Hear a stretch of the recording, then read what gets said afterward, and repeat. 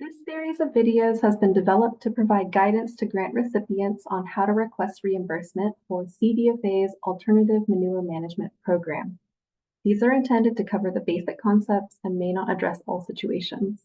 Please reach out to your grant analyst if you need help or have questions. This is part 1 of 3, reviewing the required CDFA templates and their structure.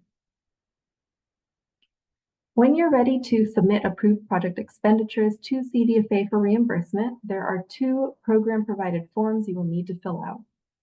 These will both be provided in a spreadsheet format or .xlsx file type in your introduction email at the beginning of your project's grant term. We realize not everyone may use or have Microsoft Excel. There are some free services online, such as Google Sheets, that should also be able to open and edit these files. But if you have any technical issues or need assistance, please let us know. The first form is the CDFA invoice template. This is used for summarizing the amount being requested for reimbursement.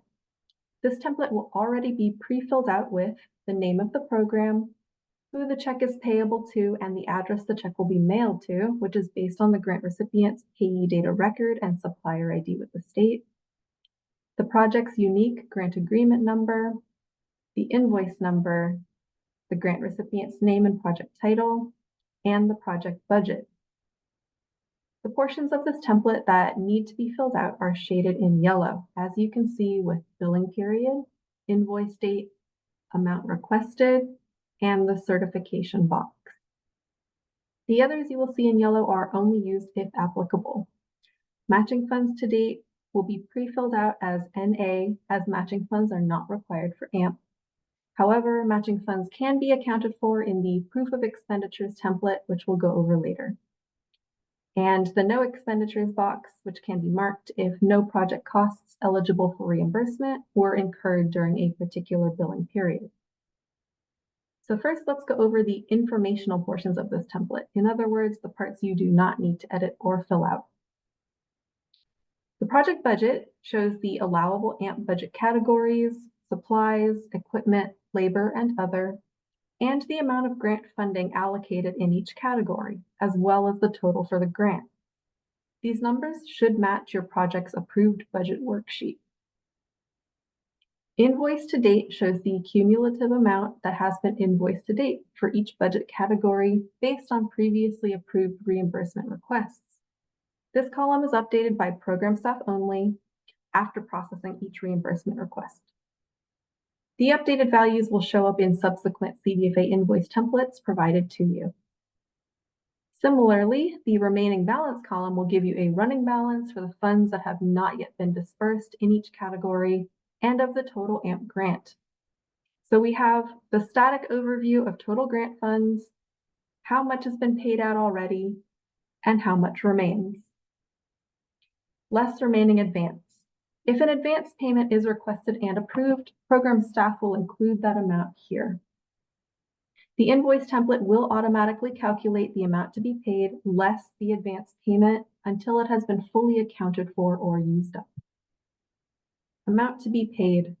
This is the total payment that will be processed for project costs incurred during a particular billing period. The template automatically calculates this based on the amount requested and the advance payment if there is any. Generally, the value that shows up here will be the amount issued to you for reimbursement, except until the program needs to withhold the last 10% of grant funds.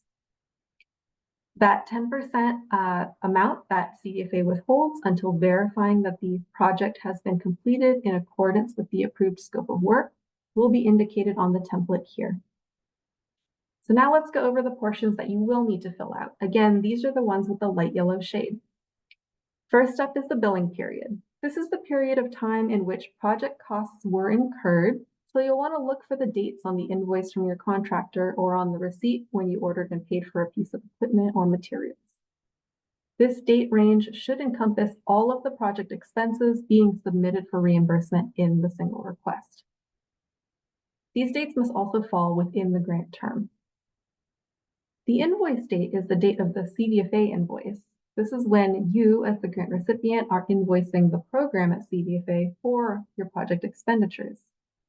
Since you're invoicing CDFA to reimburse expenses that have already occurred, this date should be outside and after the billing period dates identified. Amount requested will be the dollar amounts in each budget category for project costs that occurred within the billing period that are being requested for reimbursement. The total below will calculate automatically and should not be entered directly. You may wonder how to determine which category project costs should fall in, and we'll get to this in the next guidance video. As mentioned earlier, you don't need to worry about matching funds to date on this template, and only mark the no expenditures box when applicable. For example, it's winter, 3 months have gone by and construction's on hold, so there are no new project expenditures, but you still need to check in with the program and submit a quarterly invoice. And last, we have the certification box, where an authorized representative for the project, usually the grant recipient, and the invoice preparer, if any, can enter their name, contact information, and date. Completing this box means you are certifying that the amount requested is for actual and allowable expenditures incurred for project activities performed in accordance with the grant agreement. An ink signature is not needed for this form. The second document you will need to fill out is the Proof of Expenditures, or POE for short. This is used to list and describe the various project costs being submitted for reimbursement. The program will provide you a copy with the CDFA invoice number and grant recipient name pre-filled out. For each project cost being submitted for reimbursement, this spreadsheet provides a place to list it in the appropriate budget category and prompts you for some additional details. The reference number from your supporting documentation, whether a contractor or vendor invoice, receipt, or other proof of payment, a description of the item purchased or activity performed, and the amount to be reimbursed by the program. Again, determining the appropriate budget category requires your project's approved budget worksheet and will be discussed in the next guidance video. The POE is also where you can describe any matching funds that go directly towards project implementation. This might be a partial cost share on a particular item, where maybe part of the total cost is entered in the CDFA reimbursement column, and the rest is out of pocket and entered in the matching funds column right next to it. Or it could be something that's entirely covered as cost share and no reimbursement is being requested. The template will automatically calculate subtotals per budget category and a grand total at the bottom. These subtotals should align with what is entered for amount requested in the CDFA invoice template. A proof of expenditures does not need to be completed if you are submitting a no expenditures CDFA invoice.